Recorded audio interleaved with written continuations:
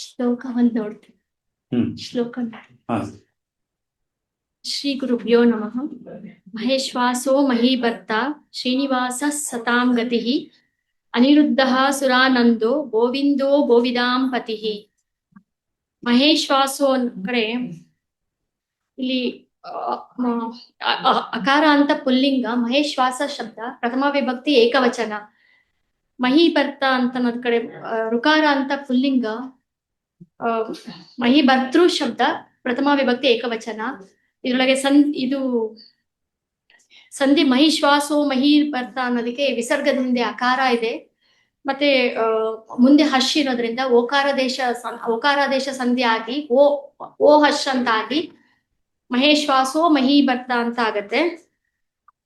ಆಮೇಲೆ ಶ್ರೀನಿವಾಸ ಅನ್ನೋದು ಅಕಾರ ಅಂತ ಪುಲ್ಲಿಂಗ, ಶ್ರೀನಿವಾಸ ಶಬ್ದ ಪ್ರಥಮ ವಿಭಕ್ತಿ ಏಕವಚನ. ಮಹೀಭರ್ತ ಮತ್ತೆ ಶ್ರೀನಿವಾಸ ಅನ್ನೋದಕ್ಕೆ ಅಲ್ಲಿ ಏನು ಸಂಧಿ ಆಗೋದಿಲ್ಲ. ಆಮೇಲೆ ಸತಾಂ ಗತಿ, ಸತಾಂ ಅನ್ನೋದ್ ಕಡೆ ಸತ್ ಶಬ್ದ ಬರುತ್ತೆ. ಇದು ತಕಾರ ಅಂತ ಪುಲ್ಲಿಂಗ ಏಕವಚನ. ಸತಾಂ ಅನ್ನೋದು ಷಷ್ಠಿ ವಿಭಕ್ತಿ ಬಹುವಚನ ಆಗತ್ತೆ.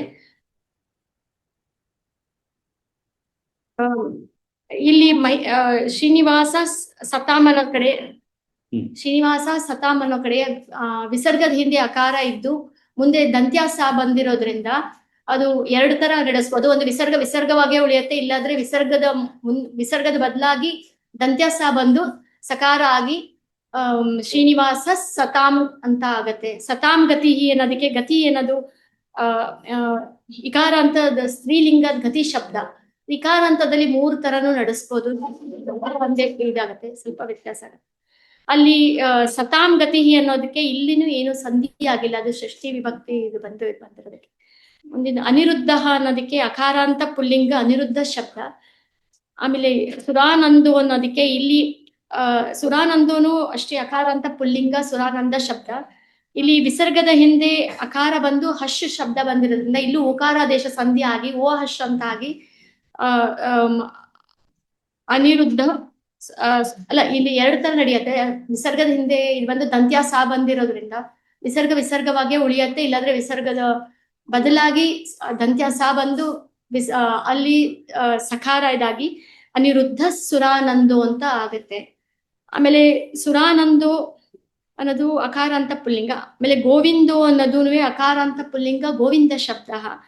ಆಮೇಲೆ ಇಲ್ಲಿ ಸುರಾನಂದೋ ಗೋವಿಂದೋ ಅನ್ನೋದಕ್ಕೆ ಇಲ್ಲಿನೂ ವಿಸರ್ಗದ ಹಿಂದೆ ಬಂದು ವಿಸರ್ಗದ ಮುಂದೆ ಹಶ್ ಬಂದಿರೋದ್ರಿಂದ ಅದು ಓಕಾರಾದೇಶ ಸಂಧಿ ಆಗಿ ಓ ಹಶ್ ಅಂತ ಆಗಿ ಆಮೇಲೆ ಗೋವಿಂದೋ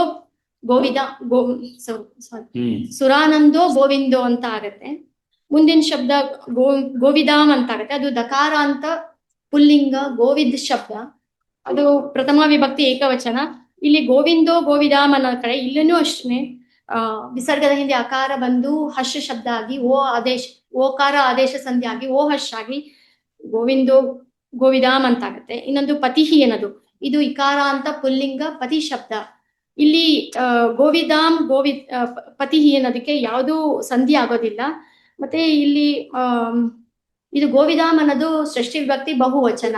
ಇಲ್ಲಿ ಇಂಟರ್ನಲ್ ಸಂಧಿ ಅಂತಂದ್ರೆ ಮಹೇಶ್ವಾಸ ಅನ್ನೋ ಕಡೆ ಮಹಾ ಪ್ಲಸ್ ಮಹತ್ವದ ಶಬ್ದ, ಮತ್ತೆ ಈಶ್ವಾಸ ಅನ್ನೋದಕ್ಕೆ ಹಾಗೆ ಮತ್ತೆ ಬಂದಿರೋದ್ರಿಂದ ಗುಣಸಂಧಿ ಆಗತ್ತೆ. ಮತ್ತೆ ಇನ್ನೊಂದು ಸುರಾನಂದೋ ಅಂತ ಇದೆ, ಸುರಾನಂದ ಅಂದ್ರೆ ಸುರಾ ಪ್ಲಸ್ ಆನಂದ ಅನ್ನೋದಕ್ಕೆ ಸವರ್ಣ ದೀರ್ಘ ಸಂಧಿ ಆಗತ್ತೆ. ಸರಿ. ಪತಿ ಶಬ್ದ ಪತಿಹಿ ಇಕಾರ ಅಂತ ಪುಲ್ಲಿಂಗ ಪತಿ ಶಬ್ದ. ಪತಿಹಿ ಪತಿ ಪತಯಃ ಪತಿಂ ಪತೀನ್ ಪತ್ಯಾ ಪತ್ಯೇ ಪತ್ಯುಃ ಪತ್ಯೌ ಪತಿಭಿಃ ಪತೀನಾಂ ಪತಿಷು. ಇಕಾರ ಅಂತ ಬಂದಿರೋ ಇಂದ ಬಂದ್ರೆ ಅದು ಸಾ ಬರಲ್ಲ, ಶು ಬರುತ್ತೆ.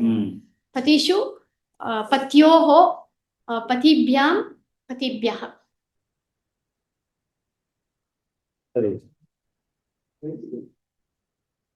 ಸರಿ ಆಯ್ತು. ಸ್ನಾನ ಕೊಡು. ಆಯ್ತು.